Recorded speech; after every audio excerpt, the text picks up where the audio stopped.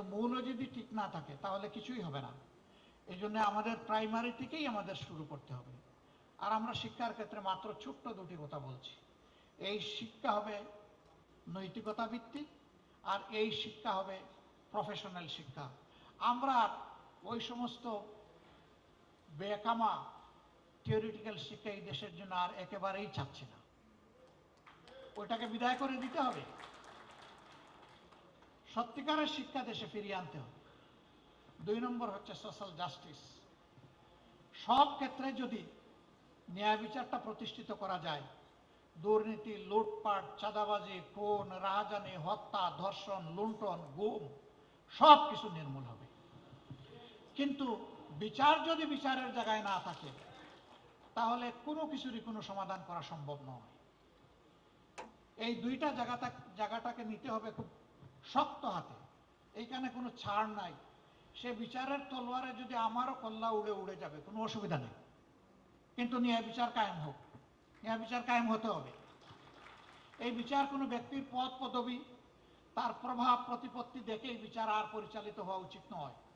এর কবর রচনা হয়ে সত্যিকার অর্থে justice for all and equal, সবার জন্য বিচার, সুবিচার এবং সকলের জন্য সমান বিচার, এটাই নিশ্চিত করতে হবে।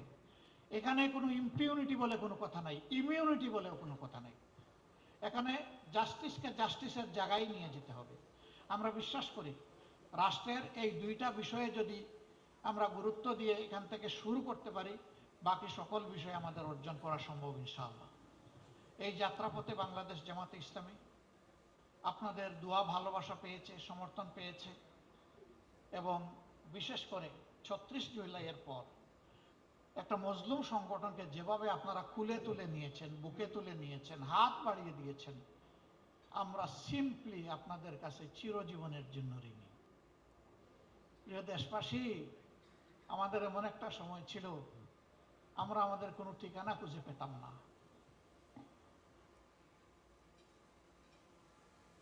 সেই সময়টা আপনারা আমাদেরকে আশ্রয় দিয়েছেন। আমাকে একবার রিমান্ডে জিজ্ঞেস করা হলো যে আপনার সর্বশেষ অ্যাড্রেসটা কি একটু বলবেন। আমি বললাম কোনটা বলবো? বলে যে কোনটা মানে? বললাম আমার তো শত শত অ্যাড্রেস। বলে স্যার এই অবস্থায় আপনি আমাদের সাথে একটু হালকা আনন্দ ভাগাভাগি, বলছিল মস্করা করতে পারেন। আমি বলছিলাম নো, আমি মস্করা করছি না, দিস ইজ রিয়েলিটি। বলছিল আপনি কি একটু বুঝিয়ে বলবেন আপনি কিভাবে শত শত বাড়ির এবং ঠিকানার মালিক। আমি বলেছিলাম যে এই যে আপনাদেরকে ডিউটি দেওয়া হয়েছে, আমাদের পিছনে লাগিয়ে দেওয়া হয়েছে, এই কারণে কোনো বাড়িতে 1 রাত 2 রাত, 1 সপ্তাহ, 2 সপ্তাহ, 1 মাস, এইরকম করেই আমাদের গত 15 বছর কেটেছে। এখন কোনটা বলবো? বলে যে আপনারা আর প্রেজেন্ট অ্যাড্রেস আমাদের লাগবে না। That was reality. আমাদেরকে ঠিকভাবে জীবন, ইজ্জত এবং সম্পদের ঝুঁকি নেওয়া, আমাদেরকে ধরতে গিয়ে আশ্রয়দাতাকে ধরেছে, আমাদেরকে ছেড়ে দিয়েছে, কিন্তু ঝাল মিটিয়েছে আশ্রয়দাতার উপর। তুমি কেন এদেরকে আশ্রয় দিলে? That was the reality of Bangladesh. এই সময় আমাদেরকে যারা আশ্রয় দিয়েছেন